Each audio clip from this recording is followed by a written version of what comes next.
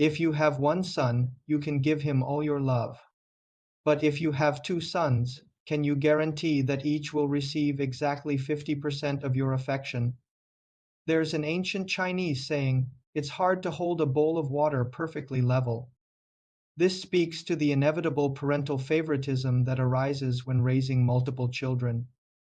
But when such favoritism occurs in a royal family, it can plunge an entire kingdom into chaos. History records one such story known as the Duke of Zheng defeats Duan at Yan, in the state of Zheng, before the year 770 BCE. Duke Wu of Zheng's wife, Lady Wu Zhang, gave birth to two sons. The elder was named Wuxing, and the younger was named Duan. Lady Wu Zhang had a clear bias. She adored the younger son and despised the elder. This was because Wuxing's birth had been a difficult one, nearly costing Lady Zhang her life, so she harbored a deep dislike for him. Seeing that the younger son was handsome, eloquent, and highly skilled in horsemanship and archery, she favored him even more. She was determined to have Duan inherit the throne and frequently whispered her wishes into Duke Wu's ear, praising Duan's intelligence and quick wit while disparaging Wuxing as dull and incompetent. She urged Duke Wu to name Duan as heir so that he could eventually take the throne. Duke Wu replied, that likely won't do. According to tradition, the eldest son should inherit. If we do as you suggest and set aside the elder for the younger, it may lead to chaos. Therefore, Duke Wu did not listen to Lady Zhang and still named Wuxing as heir, granting only the small city of Gong to Duan, who thereafter became known as Gongshu Duan. Lady Zhang was deeply dissatisfied with Duke Wu's decision, but while he was alive, she could do nothing about it. After Duke Wu's death, Wuxing succeeded his father as ruler of Zheng, becoming Duke Zheng of Zheng. At the Zhou court, Duke Zheng also inherited his father's position as a high minister, continuing to serve as a trusted advisor to the Zhou king. Seeing that Duan held no real power, she said to Wuxing, now that you are ruler, the entire state belongs to you. But your younger brother has only the tiny territory of Gong. How can you bear this? Unwilling to openly defy his mother, Duke Zheng replied, Mother, tell me what should be done, and I will obey. Lady Zhang said, Good. If you listen to me, you should grant him Ji located in present-day northeast Xinjiang, Henan. Duke Zheng hesitated. Ji was a strategically vital fortress, situated north of the Yellow River and a crucial military stronghold. Granting it away would be unwise. He found an excuse. Ji is Zheng's most strategically important location. Before his death, father left explicit instructions that it must never be granted away. I dare not disobey his final command. But aside from this, mother, whatever you wish to grant Duan, I will agree. Seeing that Duke Zheng had invoked his father's will to refuse, Lady Zhang had no choice but to relent. However, her resentment only grew. She snapped, then grant him Jinji located east of present-day Xinjiang County, Henan. Surely that will suffice. Duke Zheng lowered his head and remained silent for a long time. Seeing this, Lady Zhang grew even angrier. If you won't even agree to this, then just drive your brother out of the state. Duke Zheng, seeing his mother's fury, quickly replied, I wouldn't dare. Whatever mother decides, I will obey. The next day, Duke Zheng announced to his ministers that he would grant Jinji to Gongshu Duan. Minister Ji Zhong immediately objected, this must not be done. Jinji is a major city, vast in territory and populous, with administrative status equal to the capital. Granting it would mean having two capitals and two rulers in one state. As the saying goes, a state cannot have two sovereigns. This must not be allowed. Everyone knows Gongshu Duan is the dowager's favorite. If he is given Jinji, he will use her favor to expand his influence, which will surely harm the state. Other ministers also protested, this should not be done. If your lordship insists on this course, we might as well all go serve Gongshu Duan. Seeing the ministers' dissatisfaction, Duke Zheng quickly explained, this is my mother's wish. Since she has decided, how can I disobey? After the enfeoffment ceremony, Duan went to bid farewell to his mother. Lady Zheng dismissed her attendants and whispered to him, "Your elder brother has treated you with cold indifference, showing no brotherly affection. It was only after my repeated demands that he reluctantly granted you Jinji. Clearly, he was unwilling. When you go to Jinji, be vigilant, don't just idle your time away, recruit soldiers, train them rigorously, and prepare thoroughly. When the time is right, I will send you a message. Once you receive it, raise your army immediately. I will support you from within. When that day comes, Zheng will be yours. If you replace Wuxing as ruler, it will fulfill my deepest wish." Duan, carrying out his mother's instructions, took his trusted followers and departed for Jinji. From then on, people began referring to him as Taishu of Jinji or simply Taishu Duan. Upon arriving in Jinji, Taishu Duan summoned officials from regions north and west of the city that were not originally under Jinji's jurisdiction. He declared, "From now on, you will all answer to me. All your taxes and tributes shall be delivered to Jinji. Your soldiers and chariots will also be under my command. No disobedience will be tolerated." These local officials, knowing Taishu Duan was the dowager's favorite and the ruler's younger brother, dared not refuse. They all agreed to comply. Thus, the western and northern regions effectively became Taishu Duan's domain. Taishu Duan began recruiting soldiers, stockpiling grain, and training his army day and night. Under the pretext of hunting, he launched surprise attacks, seizing territories near the Wei border, including Linyan in present-day northeast Yanjin, Henan. The local magistrate fled back to Zheng's capital and reported Taishu Duan's actions in detail to Duke Zheng.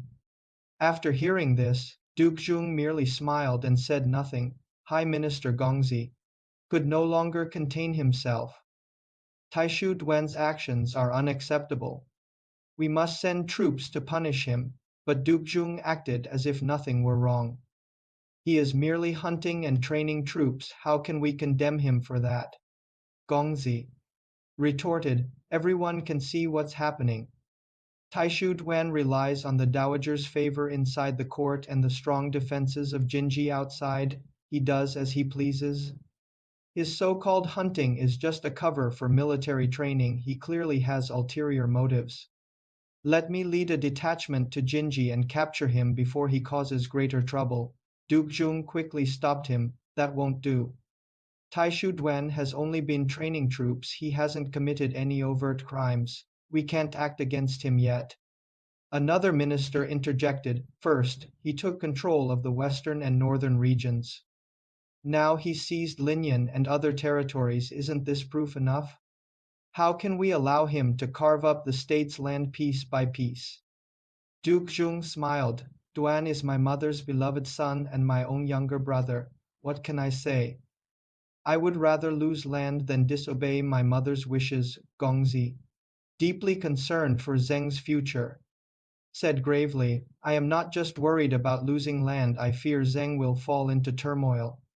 Right now, people are uneasy. Seeing Taishu Duan's growing power and unchecked behavior, they don't know what to do." Duke Zheng reassured him but took no action. He said lightly, "Let it be. Let him do as he pleases. One day," Gongzi said to Zheng, "our Lord prioritizes brotherly affection over the state's welfare. This is deeply troubling." Zheng replied, "Our Lord is highly intelligent. Do you think he hasn't considered the state's interests? Perhaps he finds it inconvenient to speak openly in front of everyone. You, as a close minister, should understand his ways. I believe he must have a plan to handle this situation." Gongzi was skeptical but decided to test this theory. That evening, he visited Duke Zheng privately and laid out his concerns in detail. Duke Zheng said, "This matter involves my mother. It's not as simple as you think." Gongzi urged, "As the saying goes, indecision invites disaster. We must take action early." Duke Zheng replied, "I've thought this through carefully. Though Taishu Duan's actions are outrageous, they don't yet amount to open rebellion. If we act now, my mother will intervene. and will only invite criticism, not to mention being labeled unfilial. For now, let him do as he pleases.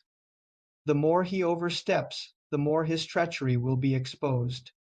When he finally rebels openly, we can righteously punish him without appearing unjust. Gongzi said, "You've thought this through, but I worry his power will grow too strong to control. Think of creeping weeds once they spread, they're hard to uproot.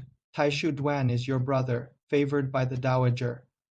If his influence solidifies, how can we ever remove him?" Duke Zheng replied, "No need to worry.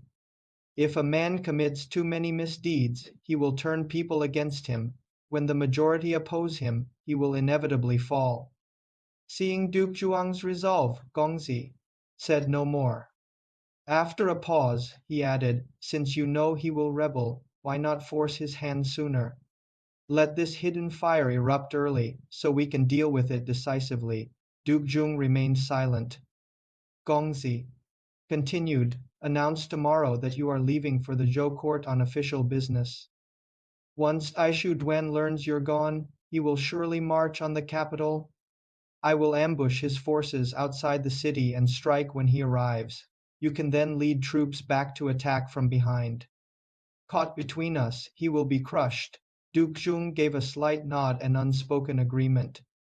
Understanding his lord's thoughts, Gongzi no longer worried. He marveled at Zhizhong's insight, muttering to himself, "Zhizhong truly sees through everything." The next day, rumors spread at court that Duke Zheng was departing to pay homage to the Zhou king and would be away for an extended period. Leaving Minister Zhizhong in charge, Lady Zheng, eager for Duke Zhuang's absence so she could help Duan rebel, was delighted by the news. She immediately wrote a secret letter and sent a trusted servant to deliver it to Taishu Duan, setting the rebellion for the 5th day of the 5th month. Meanwhile, Gongzi's ambush forces had already taken position along key roads outside the city. Lady Jiang's messenger was intercepted, and the letter was delivered to Duke Zheng. After reading it, Duke Zheng resealed it and had a disguised agent deliver it to Taishu Duan as if nothing had happened. Taishu Duan, upon receiving the letter, wrote a reply confirming the rebellion date and requesting Lady Zhang to raise a white flag on the city wall as a signal. The messenger brought this reply to Duke Zheng, who thought, "Now I have proof of my brother's treachery, he can't deny it later." Pretending to depart for the Zhou court, Duke Zheng instead led troops toward Linyan. Gongzi positioned over 200 war chariots near Jinji, lying in wait. At the same time, he sent 10 chariots disguised as merchant carts to infiltrate Jinji, with orders to seize the city gates and light a signal fire once Taishu Duan's army marched out. When Taishu Duan received the letter, he was overjoyed, believing his long-held ambitions were finally coming true. He led his entire trained army out of Jinji toward the Zheng capital. The moment his forces departed, fires erupted on Jinji's gates. Gongzi's ambush troops, seeing the signal, stormed the city with shouts. The gates swung open, and Gongzi's men poured in, capturing Jinji with ease. After securing the city, Gongzi issued proclamations reassuring the people, praising Duke Zhuang's benevolence and listing Taishu Duan's crimes.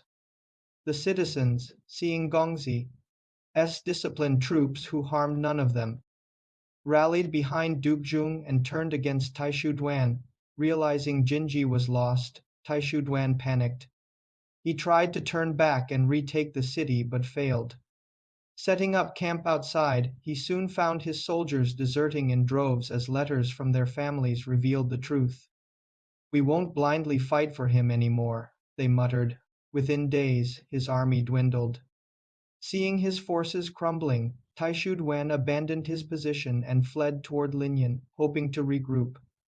But Linyan refused him entry. Defeated again at Yan, he retreated to his original fief of Gong, modern Huixian, Henan, a small city where the people also despised him. When Duke Zhuang's forces arrived, Gong's gates were thrown open from within. Taishu Duan, knowing he had no support left, sighed, "I have no face left to live." Drawing his sword, he took his own life. Upon hearing of his brother's suicide, Duke Zheng lamented, "Why were you so foolish? Why take this path?" During the funeral preparations, officials discovered Lady Jiang's secret letter among Taishu Duan's belongings and delivered it to Duke Zheng. He placed it alongside Taishu Duan's reply and ordered Ji Zhong to deliver them to Lady Jiang. Duke Zheng then commanded that Lady Jiang be sent away to Ying, blaming her for encouraging Duan's treachery. He swore, "Until the Yellow Springs, the afterlife, I will not see you again." When Lady Jiang saw the letters and learned of Duan's death, shame and regret overwhelmed her. She departed the palace for Ying as arranged. Duke Zheng, having pacified Gong's people, returned to the capital at Xingyang. Though inwardly tormented by his separation from his mother, he sighed and declared, "For the state's sake, I had to act. My brother is dead, how can I bear to exile my mother too?" Yet as ruler he had to maintain authority. Having sworn an oath, he could not easily retract it without losing credibility. Torn between filial duty and royal dignity, he agonized over whether to prioritize his mother's love or his rule's stability. In Ying Valley, a border official named Ying Keoshu, known for his integrity and filial piety, heard of Duke Zhuang's oath. Sensing the duke's regret, he devised a plan to reconcile them. One day, Ying Keoshu presented Duke Zheng with an owl as tribute.